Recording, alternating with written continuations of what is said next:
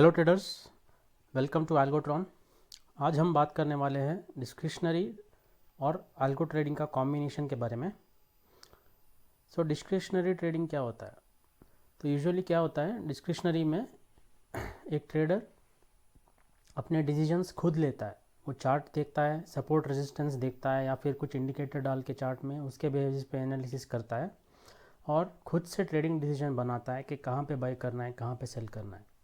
तो basically chart की मदद से वो लेवल्स डिसाइड करेगा कि अगर उस लेवल के ऊपर प्राइस गया तो हमको ये एक्शन लेना है, या फिर इस प्राइस के नीचे गया तो हमको ये एक्शन लेना है। तो इसको डिस्क्रिशनरी ट्रेडिंग बोलते हैं। तो आज हम लोग ये जानेंगे कि कैसे एक डिस्क्रिशनरी ट्रेडर एल्गो ट्रेडिंग की तरफ अपनी जर्नी स्टार्ट कर सकता है। तो आज हम लोग एक simple discretionary algo trading strategy के बारे में बात करेंगे।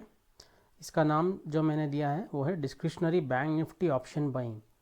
तो इसमें क्या होता है कि एक ट्रेडर चार्ट या फिर और कुछ technical parameters like open interest, option chain data etcetera, ये सब को यूज़ करके दो लेवल्स फाइंड आउट करता है कि अगर इस रेंज को तोड़ के अगर कुछ क्लोजिंग मिलता है मुझे, तो मैं उस इंस्ट्रूमेंट में अपनी लॉन्ग पोजीशन बना लूँगा या फिर शॉर्ट पोजीशन बना लूँगा। तो इसके रूल्स देख लेते हैं हम एक बार। तो रूल्स हैं, find the support and resistance for the day. तो इसका मतलब सपोज़ आप डिस्क्रिशनरी ट्रेडर हो और बैंक निफ्टी में ट्रेड करते हो, तो हम लोग क्या करते हैं कि नेक्स्ट डे ट्रेड करने के लिए पिछले दिन के चार्ट के हिसाब से या फिर ओपन इंटरेस्ट डेटा के हिसाब से कुछ लेवल्स निकाल लेते हैं, जिनके ब्रेकअप या ब्रेकडाउन होने पे हम लोग ट्रेड एग्जीक्यूट करते हैं। तो हम लोग एक पॉसिबल लेवल कौन सा ले सकते हैं, यहाँ पे 36,600 का लेवल ऊपर की तरफ, और नीचे का जो लेवल निकल के आ रहा है वो है 36,300 लेवल। ठीक है, तो अभी इन दोनों लेवल के बीच में अगर नेक्स्ट ट्रेडिंग सेशन में मार्केट खुलता है तो हम लोग वेट कर सकते हैं यहाँ और यहाँ दो लेवल्स के टच होने का या फिर ब्रेकआउट होने का। तो अगर वो कंडीशन सेटिस्फाई होता है तो हम लोग ट्रेड में एंटर कर सकते हैं। तो ये अभी पहला रूल है, कॉन्सेप्ट। ठीक है। Second, wait for breakout breakdown of the levels. तो ये भी समझ में आ गया हमको, और हम लोग क्लोजिंग के बेसिस पे काम करेंगे। 5 मिनट के कैंडल के क्लोजिंग पे हम लोग एंट्री या एग्जिट करेंगे। Wait for SL and target. एक बार एंट्री हो गया हमारा, हम लोग अपना एसएल और टारगेट पहले से डिफाइन करके रखते हैं एल्गो में, और अगर दोनों भी नहीं हिट हुआ तो एंड ऑफ द डे हम लोग क्लोज करेंगे, क्योंकि हमारा इंट्राडे ट्रेड से रहेंगे। ठीक है। और ये सिस्टम का बेनिफिट्स क्या है?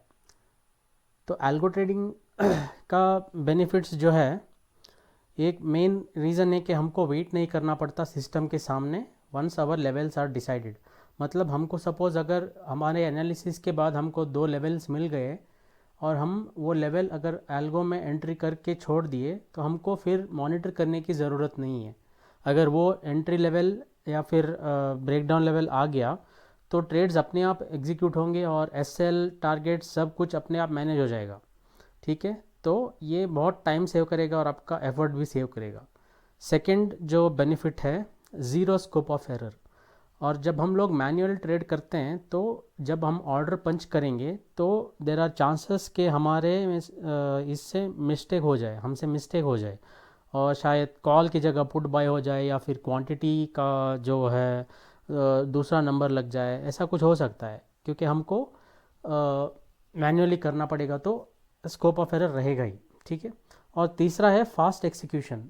ये तो सबको पता है कि एल्गो ट्रेडिंग का जो एग्जीक्यूशन स्पीड है वो नॉर्मल मैनुअल ट्रेडिंग से बहुत ज़्यादा है, तो हमको अच्छे प्राइस पे फिलिंग मिल सकता है।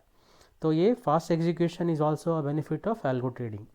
और चौथा और मेन इंपॉर्टेंट पॉइंट है इमोशनलेस ट्रेडिंग। ये क्या है इमोशनलेस ट्रेडिंग? सपोज़ हमने ट्रेड में एंट्री ले लिया और हमने अपने माइंड में एसएल रख दिया बट सिस्टम में नहीं डाला, और जब वो लेवल एसएल मतलब वो जब प्राइस अपने एसएल की तरफ आएगा तो हमारा जो टेंडेंसी है वो ये है कि हम लोग वेट करेंगे कि अगर रिवर्स हो जाए तो मेरा एसएल नहीं कटेगा और हम फिर से प्रॉफिट में आ जाएंगे। तो ये एक धारणा हो सकती है बहुत सारे लोगों की, मैनुअल ट्रेडिंग जो करते हैं उनकी। तो यहाँ पे क्या होता है कि इमोशनलेस है, आपने एक बार एसएल का लेवल डिफाइन कर दिया और वो लेवल आ गया तो ख़त्म, आपका ट्रेड एग्जीक्यूट हो जाएगा और आप बाहर आ जाएंगे। It will save you from a big loss. So ये बहुत ही इंपॉर्टेंट है। ठीक है, तो हम लोगों ने अभी रूल्स और बेनिफिट्स के बारे में देख लिया। अभी देखते हैं कि स्ट्रैटेजी का जो कोडिंग पार्ट है, क्रिएशन पार्ट है, उसको हमने कैसे बनाया है। तो हमारे पास दो सेट्स हैं यहाँ पे, एक towards the by side long side और सेकेंड वाला जो है टुवर्ड्स द शॉर्ट साइड। ठीक है, तो फर्स्ट सेट में हम लोग जाके देखते हैं कि क्या कोडिंग है। तो यहाँ पे पहले तो टाइम कंडीशन है कि हमारा 9:15 से के बाद ही चेकिंग स्टार्ट होगा और 2 बजे से पहले ही हमारी एंट्री हो जानी चाहिए। 2 बजे के बाद अगर हमको सिग्नल मिलता है तो हम लोग ट्रेड नहीं लेंगे। ठीक है, और open positions in bank Nifty is equal to number 0। इसका मतलब क्या है कि हमको जब कोई भी पोजीशन ओपन नहीं है तभी ही हमको एक एंट्री लेनी है। ठीक है, और उसके बाद फिर से दोबारा एंट्री नहीं लेना है हमको। ठीक है, और ये क्या है, position details of entry buy CE count Nifty bank is less than number 1। तो इसका मतलब ये है कि हमको निफ्टी बैंक में सीई इंस्ट्रूमेंट में बाई करना है एंट्री के टाइम पे। ठीक है, और उसका काउंट होगा लेस देन 1। मतलब अगर एक बार एंट्री हो गया है कॉल ऑप्शन में बाइंग साइड पे तो दोबारा हमको वहाँ पे एंट्री नहीं लेनी है। ठीक है, और ये तीसरा, ये लास्ट कंडीशन है जो हमको लेवल्स निकालने थे। तो हम लोगों ने यहाँ पे लेवल्स निकाले हैं 36,600 एंड 36,300। तो ये आप लेवल्स अपने डिस्क्रिशनरी एनालिसिस के बेसिस पे निकाल सकते हैं। This can be based on the chart analysis और open interest, option chain, any indicators, whichever you feel you are comfortable with. तो आप ये दोनों लेवल्स को यहाँ पे इनपुट करना पड़ेगा।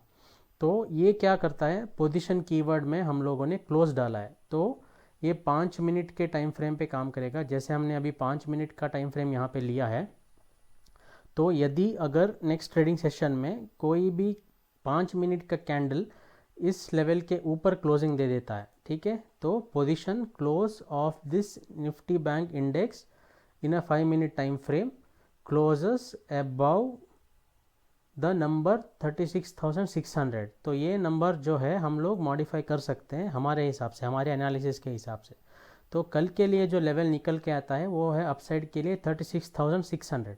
तो हमने उसी को यहाँ पे इनपुट किया है। ठीक है, तो एक बार हमारे यहाँ पे इनपुट हो गया, हम इसको सबमिट कर देंगे। ठीक है, और अपडेट कर देंगे, एंड में आके अपडेट कर देंगे तो यहाँ पे हमारा एडिट हो जाएगा वो।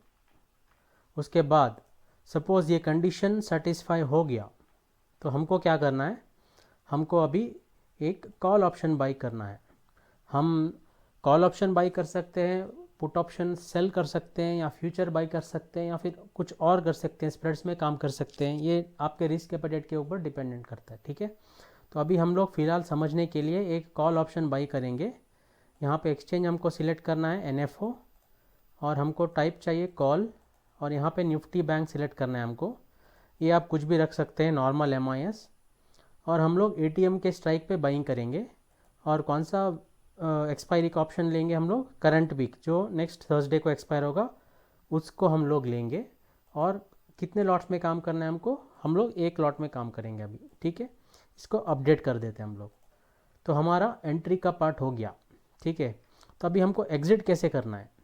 तो एग्ज़िट के लिए हमारे पास मैंने यहाँ पे 2 वैरायटीज़ दिए हैं।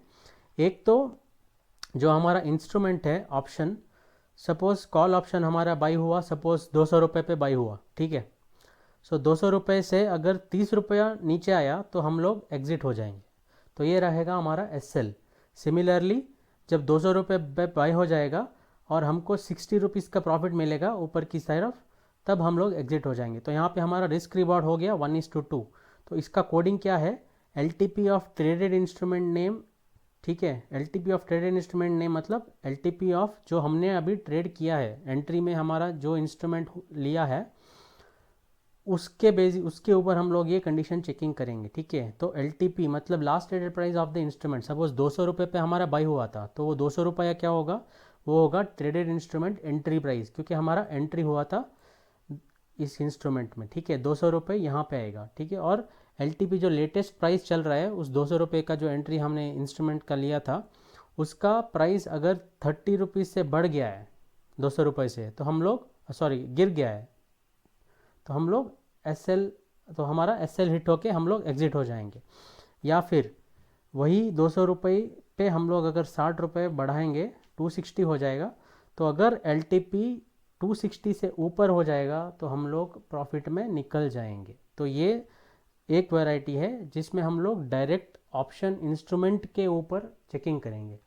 और दूसरा वे है सेम लेवल्स के ऊपर। सपोज़ आपने जो यहाँ पे लेवल निकाला था 36,600, तो हम क्या करेंगे कि इसके ऊपर अगर क्लोजिंग मिला तो हम लोग बाइंग करेंगे, ठीक है। तो हम लोग सेम लेवल्स के ऊपर ही डिफाइन करेंगे कि हमको एग्जिट कहाँ पे करना है। तो फॉर एग्जांपल 36,600 के ऊपर हमने बाई किया है, तो सब सही हुआ तो हमारा कॉल सही जाएगा और हम लोग प्रॉफिट में जाएंगे। बट अगर सपोज़ रिवर्स हो गया तो कहाँ तक हम लोग वेट करेंगे कि शायद वो फिर से रिवर्सल लेके ऊपर चला जाए। तो इसके लिए हम लोग क्या डिफाइन करेंगे, एक 100 पॉइंट का रेंज ले लेंगे। 36,600 का हमारा जो लेवल था, उससे अगर 100 पॉइंट्स नीचे आ गया तो इसका मतलब मेरा जो एनालिसिस है वो थोड़ा गलत हो गया है और हमको निकलना पड़ेगा यहाँ से, ठीक है। तो इसके लिए हम लोगों ने क्या किया है कि एक बार एंट्री हो जाने के बाद फिर से हम लोग चेकिंग करेंगे LTP of instrument name Nifty index, NFO Nifty bank, Nifty नहीं, निफ्टी बैंक, ठीक है। LTP of instrument name NFO Nifty bank मतलब निफ्टी बैंक इंडेक्स का जो LTP है वो अगर ग्रेटर देन 36,900 है या फिर LTP लेस देन 36,500, तो ये जो है 36,500 इसको हम लोगों ने SL रख दिया है। अगर बैंक निफ्टी 36,500 के नीचे चला जाएगा तो हमको समझ लेना चाहिए कि हमारा एनालिसिस गलत हो गया है और हमको SL लेके निकलना पड़ेगा, ठीक है। और सिमिलरली हमको कहाँ पे प्रॉफिट बुक करना है, आपने एनालिसिस कर लिया, ठीक है, और आपने फाइंड कर लिया कि अगर सपोज़ यहाँ पे प्रायर डे पे आपने देखा, चार्ट हिस्ट्री में जाके आपने देखा कि 36,900 पे कुछ रेजिस्टेंस है तगड़ा, ठीक है, और वहाँ पे आपको लगता है कि वहाँ से रिवर्सल आ सकता है, ठीक है। तो हमको क्या करना पड़ेगा, एक लेवल डाल के रखना पड़ेगा कि अगर 36,900 रीच हो गया तो हमको एग्ज़िट करना पड़ेगा, ठीक है। तो ये 36,900 का जो लेवल है, अगर ये रीच हो गया तो हमको हमारा प्रॉफिट बुक करके निकलना पड़ेगा। तो हम लोगों ने यहाँ पे 36,900 डाल दिया है। तो यहाँ पे हमने देखा कि दो टाइप से हम लोग एग्जिट ले सकते हैं, एक on basis of the option price on which we have taken the entry, and दूसरा LTP of the index itself, of the underlying itself, उसके मूवमेंट पे हम लोग SL या फिर प्रॉफिट टेकिंग रख सकते हैं, ठीक है। उसके बाद सिमिलरली सेट नंबर 2 पे एग्जैक्टली ऑपोजिट होगा। हमारे पास जो नीचे का लेवल था, यहाँ पे नीचे का जो लेवल था हमारा 36,300, तो हमने क्या किया है, बाकी का जो कंडीशंस वगैरह जो है वो सेम है। यहाँ पे कॉल की जगह पुट लेंगे हम लोग, और यहाँ पे क्या चेकिंग करेंगे कि अगर निफ्टी बैंक इंडेक्स का 5 मिनट का क्लोज इज़ लेस देन और इक्वल टू नंबर 36,300, ये जो लेवल है हम लोगों ने अपने एनालिसिस के बेसिस पे निकाला है, ठीक है। उसको हम लोग यहाँ पे इनपुट कर देंगे, ठीक है। और यहाँ पे हम लोगों ने एक बाई किया है पुट ऑप्शन को ATM स्ट्राइक का करंट वीक 1 लॉट, सेम चीज़ें है जो कॉल में हम लोगों ने डाला था, ठीक है। इसको अपडेट करते हैं और सेम एग्जिट हम लोग दो टाइप पे कर सकते हैं एज एक्सप्लेन्ड अर्लियर। 30 पॉइंट्स का ऑप्शन प्राइस का टारगेट है SL है, और 60 पॉइंट्स का टारगेट है। सिमिलरली हमारे इंडेक्स के लेवल पे भी हम लोगों ने SL रख दिया है। आपको इन दोनों में से सिर्फ एक रखेंगे तो चलेगा, दोनों रखने की ज़रूरत नहीं है, ठीक है। और यूनिवर्सल एग्जिट में हम लोगों ने क्या डाला है, आइदर 1520 को एग्जिट होगा, मतलब अगर एसएल और टारगेट दोनों नहीं हिट हुआ है 1520 मतलब 320 तक हम लोग एग्जिट हो जाएंगे, या फिर सपोज एक बाई हो गया है ऑप्शन, ठीक है, निफ्टी बैंक में अगर एक ऑप्शन बाई हो गया और वो स्क्वायर ऑफ भी हो गया है तो हमारा यूनिवर्सल एग्जिट हो जाएगा।